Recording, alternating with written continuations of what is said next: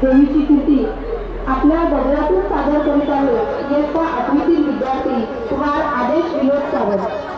भक्तिगीत सादर करीत आहे कीर्ती गाजते मुंगे गावाच्या आई भगवती देवी. कीर्ती गाजते मुंगे गावाच्या आई भगवती देवी.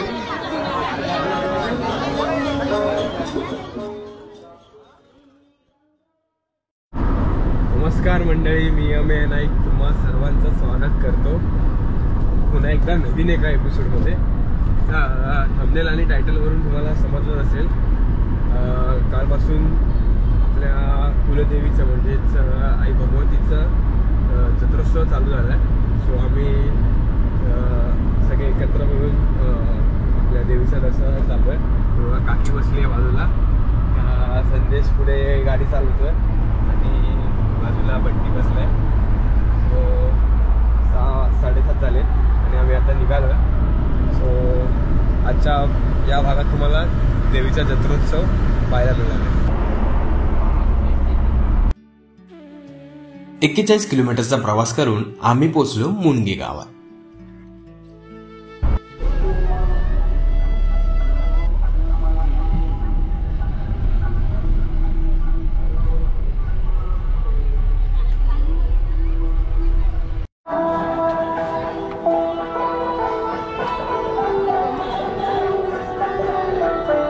हो, एवढी नाही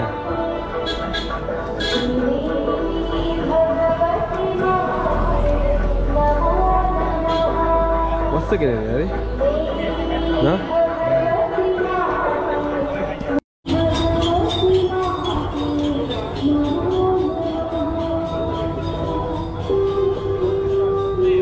हे तोटी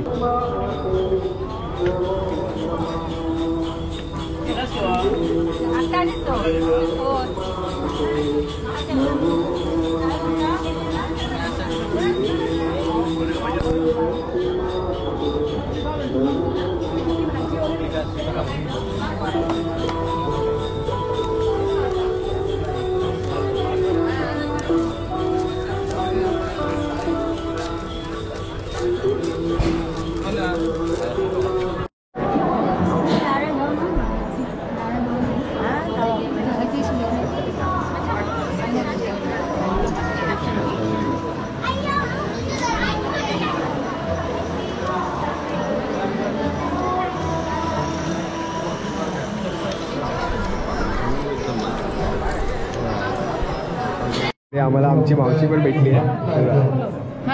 ही मुनगे गावची 22 सरपंच होणार आता. मावशी सोबतच मी आलो गावावर येताना.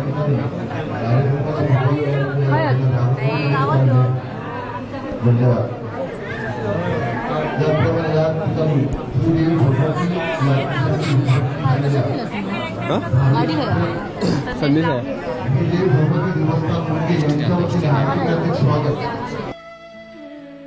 देवळाची अतिशय सुंदर प्रकारे सजावट केलेली दिसून येते. मोठा वीकेंड असल्याने दरवर्षीप्रमाणे याही वर्षी मोठ्या प्रमाणात भक्तांची रांग लागलेली. स्थानिक मुनगे गावच्या शाळेतील लहान मुलांचा अतिशय सुंदर असा लाईव्ह गाण्याचा कार्यक्रम होता. भगवती देवालयामध्ये उभा आहे. सर्वांनी पाहण्यासाठी हा कार्यक्रम यावा.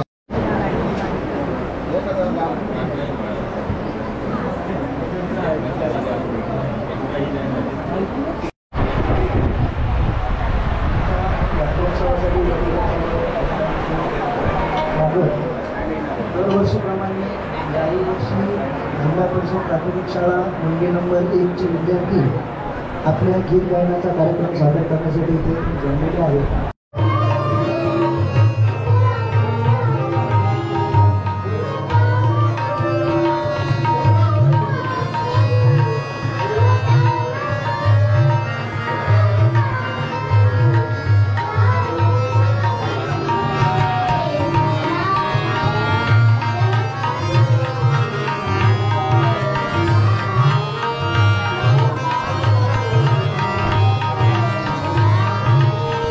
गावच्या शाळेतील मुले व मुली खूपच टॅलेंटेड आहेत.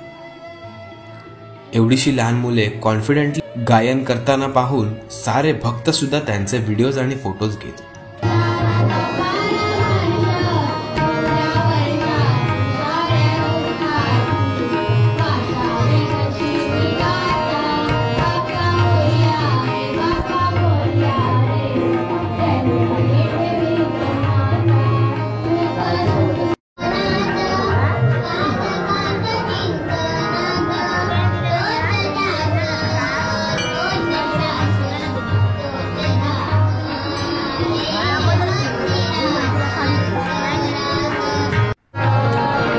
देवळाची सजावट आणि रोषणाई पाहून कधी एकदा देवीचे दर्शन घेतोय असेच मनाला वाटत.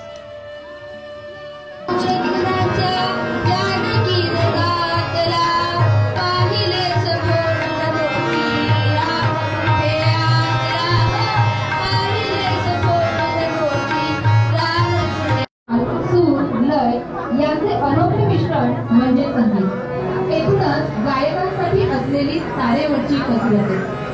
चला तर पाहूया आमच्या श्री भगवती कला मंचाचे छोटे गायक आपली कला सादर करीत आहेत. त्यांना हार्मोनियम साथ देत आहेत भजन सम्राट बुवा श्री राजन प्रभू. स्थानिक अनेक जण रांगेत उभे असताना बोलता बोलता पाहुणेच निघाले. मग काय गप्पा रंगतच गेल्या ना हो. आणि मग दर्शनाच्या रांगेत उभे राहून अगदी 2 तास कसे गेले समजलेच नाही.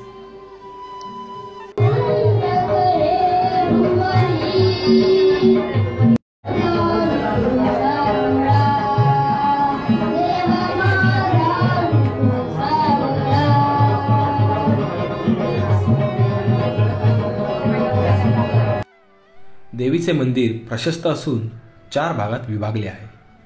मंदिराचं बांधकाम हेमाडपंथी असून गाभारा पुरातन पद्धतीप्रमाणे लाकडी गोलाकार खांबावर कोरीव काम करून बांधण्यात आला आहे. दुसऱ्या भागात आरती पुराणे सांगितली जातात. तिसऱ्या भागात पालखी ठेवतात. तर चौथा भाग नृत्य, गोंधळ, कीर्तन, प्रवचन जो आपण आता पाहत आहोत तिथे केले जातं. मंदिरातील बहुतांशी बांधकाम हे लाकडी असून अतिशय सुबक कोरीवकाम या लाकडी बांधकामावर केलेले आहे. मंदिराचा एकूण परिसर शांत व रमणीय असा आहे. एका आख्यायिकेनुसार भगवती देवी काशीहून मुळगे येथील पाडावे कुटुंबियांच्या घरी वास्तव्याला आली होती. म्हणून तिचे माहेर या गावातील पाडाव्यांच्या घरी आहे असे समजले जाते. त्यामुळे देवीची ओटी पाडावे यांच्या घरी भरली जाते. उत्सव काळात देवीचे स्नान झाल्यावर सकाळी देवी वस्त्रालंकारांनी व कवड्यांच्या माळाने सजवतात व तिची पूजा करतात.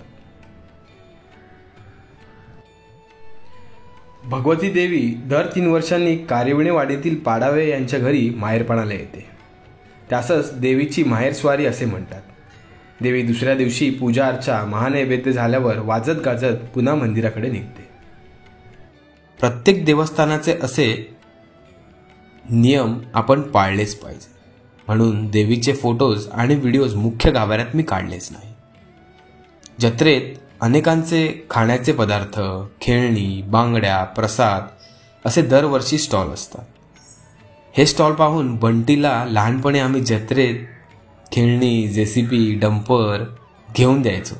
हे जत्रेतील जुने दिवस आठवले.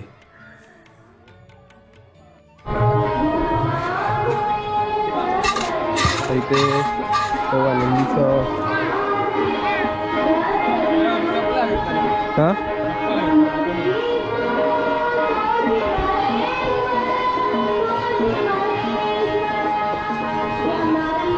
शेळी काही ना घेतलं पुढे असतले ना पाया पडा ना नुसते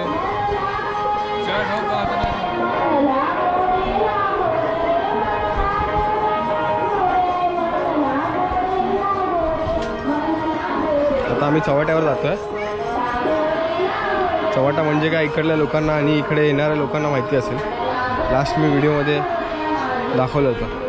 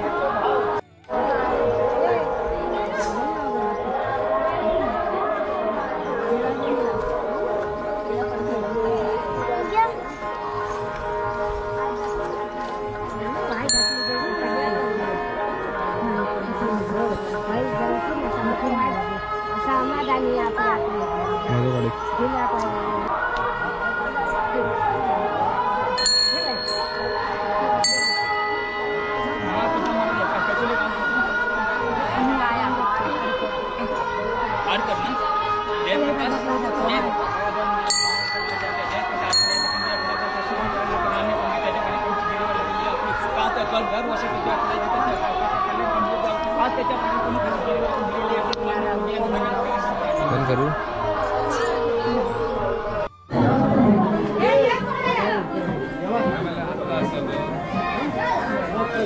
इथे सगळं आजूबाजूला खेळण्यांची आणि विविध वस्तूंची स्टॉल